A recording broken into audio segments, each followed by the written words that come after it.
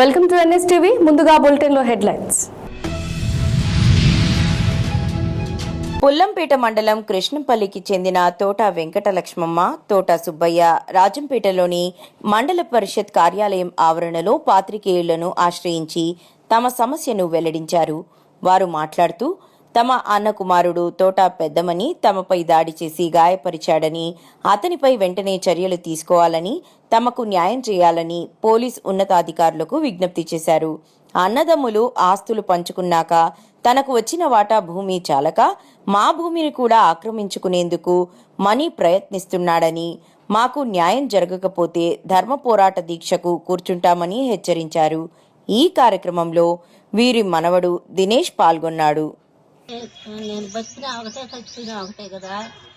సంవత్సరం 3 ఏళ్ల నుంచి ఏడిపిస్తున్నారు నాయన మమ్మల్ని. నాయకులంతా వాళ్ళు శోధన ఉన్నారని వాళ్ళు ఎక్కడ కావాలంటే అట్లా చేస్తున్నారు. ఈ నాయకు అమరనే ఆయన మా మీద పట్టుబట్టి మీరు మంచి వాళ్ళు అది ఇది అని వాళ్ళదే కేసు లేకుండా చేసి మమ్మల్ని అన్యాయం చేసినాడు.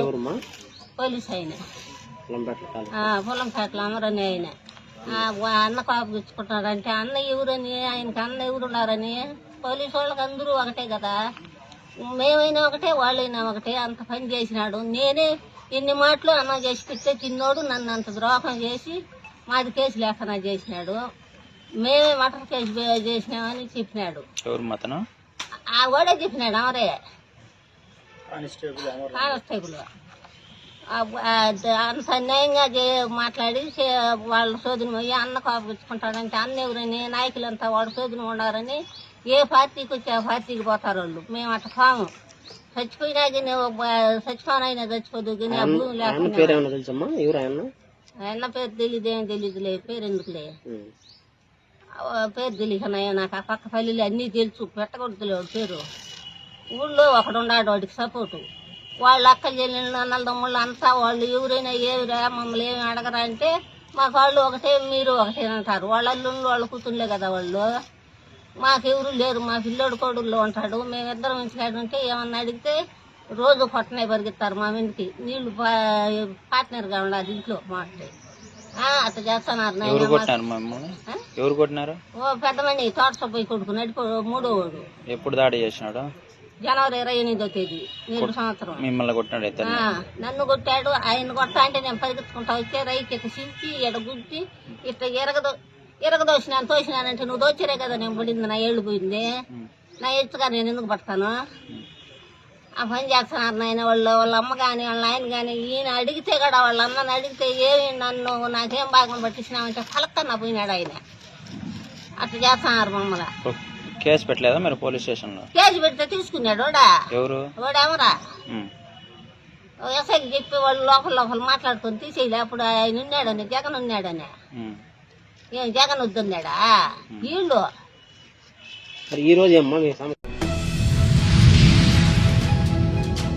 అన్నమయ్య జిల్లా రాజంపేట పట్టణంలోని జనసేన పార్టీ కార్యాలయంలో జనసేన నాయకులు అధికారి దినేష్ ఆధ్వర్యంలో కార్యకర్తల సమావేశం జరిగింది. ఈ సమావేశంలో జనసేన పార్టీ పార్లమెంట్ సమన్వయకర్త అధికారి కృష్ణ, రాష్ట్ర అధికార ప్రతినిధి కీర్తన మాట్లాడుతూ ఈ నెల 14వ తేదీన జరగబోయే జనసేన పార్టీ ఆవిర్భావ దినోత్సవాన్ని పండగలా చేద్దామని, ప్రజా సమస్యలపై నిరంతరం పోరాటం చేసే పార్టీ జనసేన పార్టీ అని, అన్ని వర్గాల పేదలకు భరోసాను కల్పించాలనే లక్ష్యంతో పవన్ కళ్యాణ్ జనసేన పార్టీ స్థాపించాడని అన్నారు. తరువాత చలో పిఠాపురం పోస్టర్ను ఆవిష్కరించారు. ఈ కార్యక్రమంలో జన సైనికులు, కార్యకర్తలు పెద్ద ఎత్తున పాల్గొన్నారు.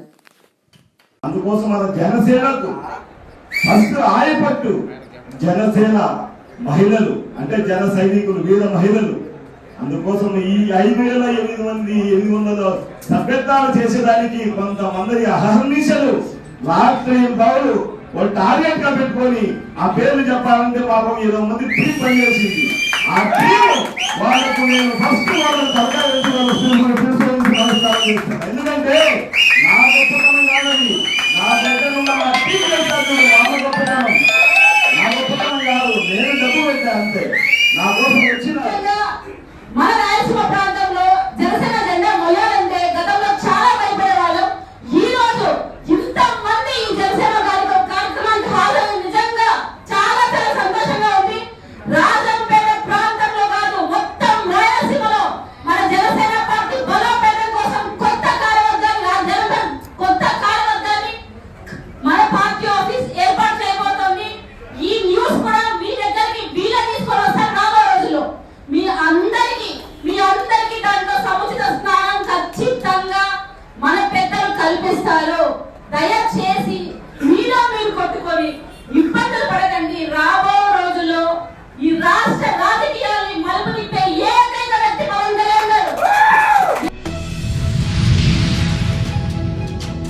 ఉపాధ్యాయుల సమస్యల పరిష్కారానికి కృషి కృతజ్ఞతా సభలో పవర్ రామారావు పటేల్ ఉపాధ్యాయుల సమస్యల పరిష్కారానికి తన వంతుగా పాటుపడతానని అన్నారు. అనసూయ పవర్ ట్రస్ట్ ఆధ్వర్యంలో ఉపాధ్యాయులకు కృతజ్ఞతా సభ ఏర్పాటు చేసిన సందర్భంగా మాట్లాడారు. ఉపాధ్యాయుల సంఘాలకు అతీతంగా జాతీయవాదానికి ఓటు వేసినందుకు ధన్యవాదాలు తెలిపారు. అసెంబ్లీలో ఉపాధ్యాయుల సమస్యలపై మాట్లాడతానని, శాసనమండలిలో కొమరయ్య పోరాడతారన్నారు. ఈ కార్యక్రమంలో ఉపాధ్యాయ సంఘాల నాయకులను సన్మానించారు. ఆధ్వర్యంలో అనేక సేవా కార్యక్రమాలతో పాటు ఎస్ఎస్ స్టడీ సర్కిల్ ప్రధానంగా ముఖ్య పాత్ర పోషించింది. ఈ ఎస్ఎస్ స్టడీ సర్కిల్ ద్వారా ఎందరో వందల మంది విద్యార్థులు మీ ద్వారా ఈరోజు ఉద్యోగులుగా కాగలిగారు. ఈరోజు పట్టభద్రుల్లో కనివెని ఎరగని రీతిలో ముదల్ నియోజకవర్గంలో అత్యధిక ఓట్లు మన ముదల్ నియోజకవర్గం నుంచి పోలయ్యాయి.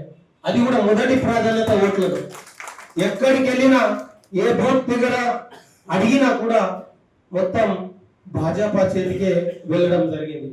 ప్రతి ఒక్కరు కూడా అంటే ఒక జాతీయ భద్రతగా, జాతీయ సంక్షేమంగా ఆలోచించారు.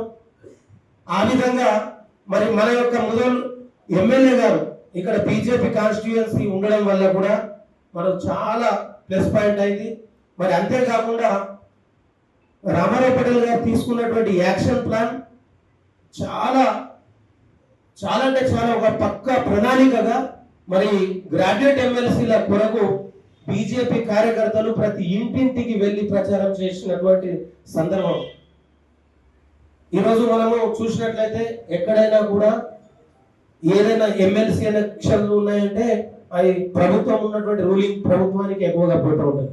కానీ దానికి భిన్నంగా ఇక్కడ మీ యొక్క కృషి వల్ల మీ కార్యకర్తలు మీ ద్వారా లబ్ధి పొందినటువంటి ఎస్ఎస్ స్టడీ సర్కిల్ ద్వారా కావచ్చు, అనసూయ పవర్ ట్రస్ట్ ద్వారా కావచ్చు, లబ్ధి పొందిన ప్రతి ఒక్కరూ మీ వెన్నుంటుండి మీ విజయానికి మరి మీరు ఏదైతే పట్టభద్ర ఎమ్మెల్సీ అయినటువంటి శ్రీ అంజిరెడ్డి గారి గెలుపులో మీరు ప్రధాన భూమిక పోషించారు. ఖచ్చితంగా వారు మిమ్మల్ని గుర్తించిన ఖచ్చితంగా మొదటి పాదాభివందనాలు సార్. ఎందుకంటే మీరు చాలా తెలివైన వాళ్ళు. మేము క్యాంపెయినింగ్కి వెళ్ళినప్పుడు అక్కడక్కడ టీచర్స్ తోటి మాట్లాడాము. సార్ మా బీజేపీ ప్రభుత్వము చేపట్టినట్టు మన నరేంద్ర మోడీ గారి పథకాలు మొన్ననే బడ్జెట్లో ఒక 5 lakhs నుంచి 12 lakhs వరకు ఇన్కమ్, దాని గురించి మీ సజెషన్ అంటే అమ్మ అంతా కూడా బాగున్నాయి. మేము ఏ సంఘాలకు కూడా సపోర్ట్ చేయకుండా మేము బీజేపీకే సపోర్ట్ చేస్తామని అందరూ కూడా టీచర్స్ కానీ గ్రాడ్యుయేట్స్ కానీ సహకరించిండ్రు. మీ అందరికీ మా హృదయపూర్వక ధన్యవాదాలు. మాకు పార్టీ ఆఫీస్ నుంచి కాల్స్ వస్తూనే ఉంటాయి. గెలిచిన రోజు మన ఉపాధ్యాయులకు ఎట్లా కలవాలా, గెలిచిన తర్వాత ఎట్లాగా సన్మానం చేయాలని. కాకపోతే ఎలక్షన్ కోడ్ ఉందని కొందరు టీచర్స్కు నేను పిలిచిన సంబరాలు చేసుకునేటప్పుడు సార్ టీచర్స్కు మాకు సన్మానం చేయమన్నారు సార్ అంటే మేడం కోడ్ ఉందని అన్నారు. అయినా వచ్చిన వాళ్ళకు సత్కరించినాము. మా అంటే ఎట్లా ఉంటారంటే బీజేపీ పార్టీలో ఈ వే ఎక్కడ కూడా చూడలేదు సార్. నేను కూడా కొత్తగానే వచ్చిన. నాకు మా ఎమ్మెల్యే గారు ఒక కన్న తండ్రిలాగా. ఈ సార్ 18 గంటల వరకు చేస్తుంటే నాలో కూడా కష పెరుగుతుంది. ఒక సార్ ఇంత వయసు అయినా 18 గంటల వరకు చేస్తున్నాను. నేనైతే ఇప్పుడు నాకు 40, నేను కూడా ఇంకెక్కువ చేయాలనే ఆలోచన వచ్చింది నాకు. మా సార్ సేవ చేసే దాంట్లో ఆ బాటలో నేను నడుస్తూ ఉన్నాను. ప్రతి కార్యక్రమంలో కూడా అంటే ఇప్పుడు సార్ చేసే అనసూయ ట్రస్ట్ ద్వారా ఎందరో విద్యార్థులు మాకు సహకరించి ఈ ఎమ్మెల్సీ అంటే చరిత్ర సృష్టించింది. అసలు ముదలు గడ్డ పైన ఎమ్మెల్యే గెలవడమే చరిత్ర. ఎన్నో సంవత్సరాల నుంచి మేము బీజేపీ జెండాను ఎగరవేసినాము. తర్వాత ఎంపీని గెలుచుకున్నాము. ఈ ఎమ్మెల్సీ ఎలక్షన్లు అసలు ఎప్పుడు కూడా ఇంత క్యాంపెయినింగ్ ఎక్కడ కూడా జరగలేదు. ఇది అసలు వండర్. ఎందుకంటే ఇలా క్యాంపెయినింగ్ చేయడం కానీ మన నరేంద్ర మోడీ పథకాలు కానీ ముఖ్యంగా మా ముదోల్ ఎమ్మెల్యే సారు అందరికీ సహకరిస్తూ ఆయన విద్య, వైద్య, ఆరోగ్యము, ఇరిగేషన్ డిపార్ట్మెంట్ 3 డిపార్ట్మెంట్ పైన సార్ వర్క్ ఎక్కువ చేస్తూ ఉంటాడు. దానికి కారణం మీరు చూస్తూ ఉంటారు. ఇప్పుడు ఏరియా హాస్పిటల్లో ఇంతకుముందు 100 ఓపీలు వస్తాయి, ఇప్పుడు 1000 ఓపీలు వస్తున్నాయి. ప్రతిదీ కూడా మహిళలకు ప్రాధాన్యత ఇచ్చి తన సొంత బిడ్డల్లాగా ఆదరించి అంటే వేరే ఎమ్మెల్యే కలవాలంటే లైన్లో ఉంటుంది, ఒక పిఏ అడగాల, ముందుకోవాలా, ఇంకొక రూమ్లో కూర్చోవాలా, అట్లా ఉంటుంది. ఇక్కడ మాత్రము రాగానే సార్ సమస్యలు చెప్పుకోవచ్చు, అవి సార్కు సాధ్యమైనంత మట్టుకు చేయాలనే చూస్తాడు. పిఠాపురం రూరల్ గ్రామీణ జాతీయ ఉపాధి పనులు అరకొరగా కల్పిస్తున్నారని, చేసిన పనులకు జనవరి నెల నుండి వేతనాలు చెల్లించలేదని ఏపీ వ్యవసాయ కార్మిక సంఘం రాష్ట్ర ఉపాధ్యక్షులు తాటిపాక మధు తెలిపారు. సోమవారం ఉదయం పిఠాపురం మండలం నవకొండవరం ఉపాధి హామీ పనులు పరిశీలన కార్యక్రమం చేపట్టి ఉపాధి హామీ కూలీల సమస్యలు తెలుసుకొని కూలీల ఆవేదనను మధు మీడియాతో మాట్లాడారు. నిత్యావసర వస్తువుల ధరలు కూలీలు కొనుక్కు తినే పరిస్థితిలో లేదని, దానికి తోడుగా చేసిన పనులకు నెలల తరబడి వేతనాలు చెల్లించకపోతే ఉపాధి హామీ కూలీలు పూట గడవని పరిస్థితి ఏర్పడిందని, డిప్యూటీ సీఎం ఉన్న నియోజకవర్గమని చూడకుండా అధికారులు ఉపాధి కూలీలు కనీస సౌకర్యాలు కల్పించడం లేదని ఆయన ఆవేదన వ్యక్తం చేశారు. ఆంధ్రప్రదేశ్ వ్యవసాయ కార్మిక సంఘం రాష్ట్ర వ్యాప్తంగా ఈ గ్రామీణ ప్రాంతాల్లో పనులు చేసిన వారి వద్దకు వెళ్లి ఈరోజు మీటింగ్ జరుగుతుంది పిఠాపురం నియోజకవర్గంలో. ఉమ్మడి తూర్పుగోదావరి జిల్లాలో ఇప్పటి వరకు 2 నెలలు 3 నెలలుగా వేతనాలు లేకుండా ఉంటున్నారు. ఈ వేతనాలు లేకపోతే ఎలా జీవిస్తారు, ఎలా బతకాలి? పెరుగుతున్న ధరలకు అనుగుణంగా కనీసం వీళ్ళకి ఇవ్వాల్సిన వేతనం కూడా ఇవ్వట్లేదు. అంతేకాకుండా జిల్లా కలెక్టర్ గారు మొన్న ఏం చెప్పారంటే, కలిస్తే ఎండలు ఎక్కువైనాయి కాబట్టి మజ్జిగ మంచినీరు అన్నీ పెడతానే ఉన్నాం. చూడండి, ఎవరికి కూడా మజ్జిగ లేదు, వాటర్ కూడా లేదు. అందుకనే దీన్ని తీవ్రంగా ఖండిస్తున్నాం. వెంటనే జిల్లా కలెక్టర్ గారు స్పందించి ఇమ్మీడియట్లుగా పనిచేస్తున్న చోట మజ్జిగ మంచినీరు ఇతర సౌకర్యాలు కల్పించాలని కోరుతున్నాం. అలాగే వీళ్ళందరూ ఇన్సూరెన్స్ ఇవ్వాలి, ఎందుకంటే కాళ్ళలో పాములు ఉంటాయి, అన్నీ ఉంటాయి. అందుకని ఏం జరిగినా సరే వీళ్ళందరికీ సుమారుగా 25 lakhs ఇన్సూరెన్స్ ఇవ్వాలని మేము కోరుతున్నాం. తాటిపాక మధు, ఆంధ్రప్రదేశ్ వ్యవసాయ కార్మిక సంఘం రాష్ట్ర ఉపాధ్యక్షులు.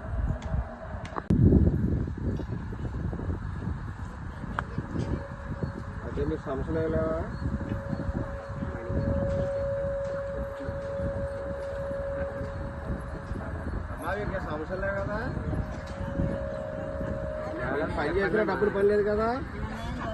ఇప్పుడు టీడీ గారు ఇప్పుడే జిల్లా ఆఫీసర్తో మాట్లాడే ఇచ్చినట్లే ఆయన. మీకే భయమా? వీళ్ళు మీట్లేదు.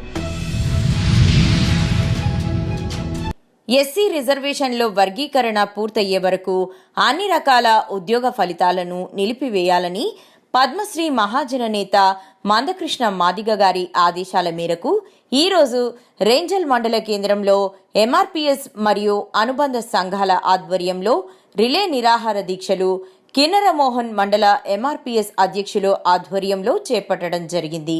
సుప్రీంకోర్టు తీర్పు వచ్చిన రోజే నిండు శాసనసభలో మాటిచ్చారు. ముఖ్యమంత్రి రేవంత్ రెడ్డి గారు వర్గీకరణ ప్రకారమే ఉద్యోగాలు భర్తీ చేస్తామన్నారు. ఎస్సీ వర్గీకరణ బిల్లు పెడతామని చెప్పి దానికి విరుద్ధంగా ఫలితాలు ప్రకటించడాన్ని తీవ్రంగా ఖండిస్తున్నామన్నారు. పద్మశ్రీ మహాజన నేత మందకృష్ణ మాదిగ గారి నాయకత్వంలో జరుగుతున్న సుదీర్ఘ పోరాటంలో భాగంగా అన్నగారి మందకృష్ణ మాదిగ గారి ఆదేశాల మేరకు ఈరోజు రెంజల్ మండల కేంద్రంలో ఎస్సీ రిజర్వేషన్ల వర్గీకరణ ఏబిసిలు కాకుండా ఏబిసిడీలు 4 ఏబిసిడీలుగా విభజించి ఈ యొక్క వర్గీకరణను అమలు చేసి ప్రత్యేక చట్టం తీసుకురావాలని చెప్పి, అదే సమయంలో ఈ యొక్క ప్రభుత్వము కాంగ్రెస్ ప్రభుత్వం రేవంత్ రెడ్డి గారు గ్రూప్ 1, గ్రూప్ 2, గ్రూప్ 3 మరియు వార్డెన్ పోస్టులు వివిధ ఫలితాలను వెల్లడించే కుట్రలు చేస్తున్నది. మరియు ఏదైతే ఈ ఫలితాలను వెల్లడించబోతుందో ఆ యొక్క కుట్రలను రేవంత్ రెడ్డి గారు మానుకోవాలి. ఎస్సీలను ఏబిసిడి వర్గీకరణగా విభజించి చట్టం తీసుకొచ్చిన తర్వాతనే ఈ యొక్క ఫలితాలను విడుదల చేయాలని చెప్పేసి మేము ఎంఆర్పీఎస్ పక్షాన డిమాండ్ చేస్తూ ఉన్నాము. మీరు ఏదైతే కొంతమంది రాజకీయ ప్రలోభాల కోసం మరియు మీ యొక్క రాజకీయ లబ్ధి కోసము కొంతమంది ఒత్తిడితో ఏదైతే మీరు కుట్రలు చేస్తున్నారో ఆ కుట్రలను మారిపోవాలని చెప్పేసి మేము డిమాండ్ చేస్తా ఉన్నాము. లేని పక్షంలో మందాకి సమాధి గారి పిలుపు మేరకు ఈ యొక్క రిలే నిర్వహణ దీక్షను కొనసాగుతూ ఉన్నాయి. మరియు మీరు ఎంత తొందరగా ఈ యొక్క ABCDలుగా 4 రకాలుగా విభజించి వర్గీకరణ చేస్తేనే మేము MRPS నుంచి మందాకి సమాధి గారి పిలుపు మేరకు మేము కొనసాగుతామని చెప్పేసి మేము ఈ సందర్భంగా హెచ్చరిస్తూ ఉన్నాము. మీరు ఏదైతే ఈ యొక్క ఫలితాలను విడుదల చేయబోతున్నారో వాటిని వెంటనే ఆపివేయాలని చెప్పేసి మేము డిమాండ్ చేస్తూ, మరియు ఆపకపోతే మాత్రం ఈ యొక్క ప్రభుత్వం తీవ్ర పరిణామాలు ఎదుర్కొంటుందని చెప్పేసి మేము హెచ్చరిస్తూ ఉన్నాము. మీరు ఈ యొక్క చట్టం తీసుకొచ్చేంత వరకు ఈ యొక్క రిలే నిరాహార దీక్షలు కొనసాగుతాయని చెప్పేసి మందాకి సమాధి గారి ఆదేశాల మేరకు MRPS పనిచేస్తుందని చెప్పేసి మేము ఈ యొక్క కార్యక్రమాన్ని ఉద్దేశించి చెప్తా ఉన్నాము. జై మాదిగా, జై మందాకి సమాధి. మండల కేంద్రంలోని సీతగుంట పంచాయతీ పెద్దబయలు గ్రామానికి చెందిన నిక్కుల రూపవతి, వైఫ్ ఆఫ్ భద్రారావు, సుమారుగా 40 సంవత్సరాల నుంచి మా జిరాయితీ భూమిలో మా తండ్రి గారికి 7 సంతానం కలిగి 42 సెంట్ల స్థానంలో ఒక్కొక్కరు గృహములు నిర్మించుకొని ఉన్నాము.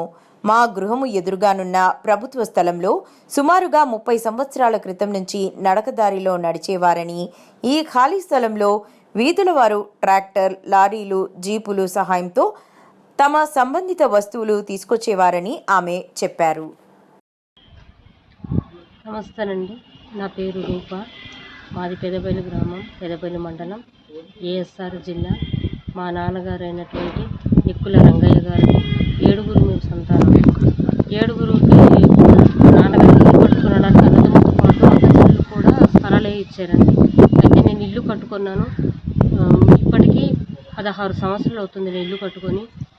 మరి మా పెద్ద వదినటువంటి లీలాకుమారి ఆమె, మా అన్నయ్య, మా నాన్నగారు, మా అన్నయ్య చనిపోయిన తర్వాత ఈ మా పట్టకు ఆనుకున్నటువంటి ఖాళీ ప్లేస్లో ఇంచుమించు 30 సంవత్సరాల నుంచి ఇది రహదారి ఉండేది. అందరూ వీధిలో వారందరూ కూడా ఇదే దారి మేము నడిచేవాళ్ళము. అయితే మా పెద్ద వదిన ఈ పోర్జర్ పట్టా చేసుకొని ఇంచుమించు 6 వ్యక్తులకు అమ్మేసిందండి. అమ్మిన తర్వాత మేము చెప్పడం జరిగింది, ఎందుకు ఇలా చేస్తున్నాము, మాకు నడిచే దారి కూడా లేదని అడిగితే మాకు దెబ్బలాటలకు వచ్చి ఈ అమ్మినావిడ కొన్నవారు కలిసి మా మీద దెబ్బలాటకు వచ్చి మాకు నడవడానికి దారి లేకుండా ఇప్పుడు ఇల్లు నిర్మించేశారండి. ఇప్పుడు మేము వెళ్ళడానికి ఎటుపక్క కూడా మాకు దారి లేదు. మా యందు దయ ఉంచి మాకు రహదారి ఏర్పాటు చేయని అధికారులు కోరుచున్నాము. ఈ కొన్నటువంటి వారు కూడా మేము ఎన్నోసార్లు చెప్పాము, మీరు ఇక్కడ ఇల్లులు కడుతున్నారు సరే కడితే కట్టుకోండి, కానీ మాకు మరి చిన్న దారి మాకు వదిలేయండి అని ఎన్నిసార్లు చెప్పినా కూడా వారు వినలేదండి. ఆ కొన్నటువంటి వ్యక్తులు మండి రామకృష్ణ గవర్నమెంట్ టీచర్ అండి, అలాగే అంబిడి నీలకంఠం కూడా గవర్నమెంట్ టీచరు. మేము చెప్తే మీరు ఎక్కడ చెప్పుకుంటారో చెప్పుకోండి, మాకు అధికారులందరూ తెలుసు, మేము రాజకీయ పరంగా కూడా వెళ్తున్నామని మాకు చాలా బెదిరించి మాకు ఎంతో ఇబ్బంది పెట్టారు. ఈ విషయం మేము స్థానిక MRO ఆఫీస్ కూడా వెళ్ళడం జరిగిందండి. అనేక సార్లు చెప్పాము. అయితే మాటి నా దగ్గర రావద్దని MRO గారు మాకు ఎంతో కించపరిచి, ఆడవారిని కూడా చూడకుండా మా మాట వినకుండా మమ్మల్ని చాలా కించపరిచి వెళ్ళిపోమని గద్దించడం జరిగింది. అయితే మేము ఇంకా చేసేది లేక సబ్ కలెక్టర్ ఆఫీస్ కూడా గ్రీవెన్స్ కూడా 3 సార్లు ఇచ్చామండి. జిల్లా కలెక్టర్ కూడా 2 సార్లు ఇచ్చాము. అయితే ఏ అధికారు కూడా మాకు స్పందించి మాకు ఎటువంటి న్యాయం అయితే చెయ్యలేదు. మా యందు దయవుంచి అధికారులు ఈ విషయం విని మాకు విచారణ చేసి మాకు దారి ఏర్పాటు చేయవలసిందిగా కోరుచున్నాను.